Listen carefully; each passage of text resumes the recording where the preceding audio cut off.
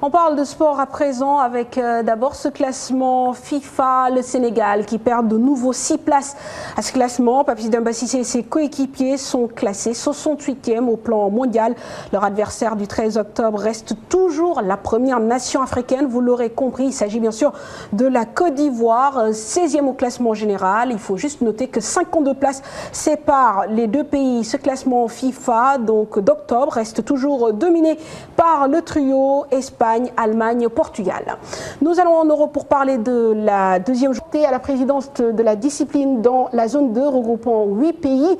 Une nomination en marge du tournoi Challenge Trophy qui s'est déroulé à Dakar la semaine dernière. Alors pour la réussite de sa mission, l'actuel président de la Fédération sénégalaise de handball veut s'appuyer sur 2 axes, la formation et le développement, interrogé par Cher Sadi Boudiara. Un des axes forts du mandat que j'entame aujourd'hui, c'est un peu essayer de promouvoir le développement du handball à partir des jeunes. Faire la formation des cadres techniques, faire la formation des arbitres, permettre à tous ces jeunes, faire la formation des cadres administratifs, parce que c'est extrêmement important, et permettre à tous ces jeunes au moins d'avoir une fois tous les 2 ans une compétition à l'échelle de la zone 2, à l'image du Challenge Trophy. Dans chaque pays, accompagner les différents présidents de fédération à préparer, à conceptualiser déjà un projet de développement. Certes, les moyens ne viendront pas entièrement du pays parce que les pays ont beaucoup de priorités. Essayez maintenant de mobiliser des ressources. Et en cela, je sais que je peux compter sur le soutien de mon frère et ami, le président de la Confédération africaine de handball, voire également avec la Fédération internationale de handball, qui, dans perspective de développement du handball, met beaucoup de mobilise des moyens, mobilise du matériel. Nous parlons basket à présent. Le comité directeur de la Fédération sénégalaise de basketball fixe la date du tournoi de montée en première division du 13 au 19 octobre prochain. Ce tournoi regroupera d'une part 11 équipes masculines scindées en 2 poules et de l'autre 6 équipes féminines en poule unique. Au final, 2 équipes chez les garçons et une seule chez les filles monteront en première division. Dakar, Gorée, la traversée a vécu une compétition qui se professionnalise de plus en plus. Avelino Gomez est le directeur technique national de la Fédération sénégalaise de natation. Il évoque un bilan positif sur la saison. Nous l'écoutons. Cette 25e édition confirme cette évolution que nous voulons de cette traversée. La traversée, je dis qu'il y a un quart de siècle, avance régulièrement. Elle est partie d'une centaine de nageurs et aujourd'hui on est à plus de 400 inscrits.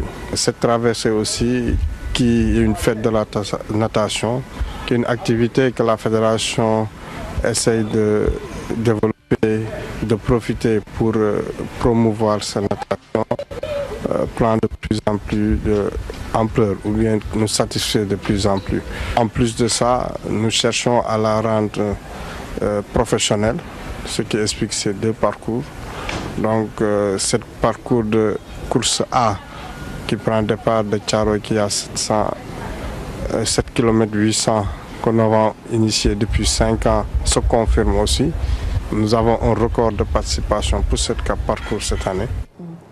Pour terminer cette page sport, la mairie de Grand Dakar qui sacrifie à la traditionnelle cérémonie de remise de maillots et subventions aux ASC de la commune. Particularité cette année, lutteurs et troupes de danse ont également reçu des subventions. Lors de la cérémonie, Jean-Baptiste Diouf, maire de Grand Dakar, a lancé un appel à la jeunesse, l'exhortant à aller au-delà du sport. Il est interrogé par Cher Sadi Boudiara.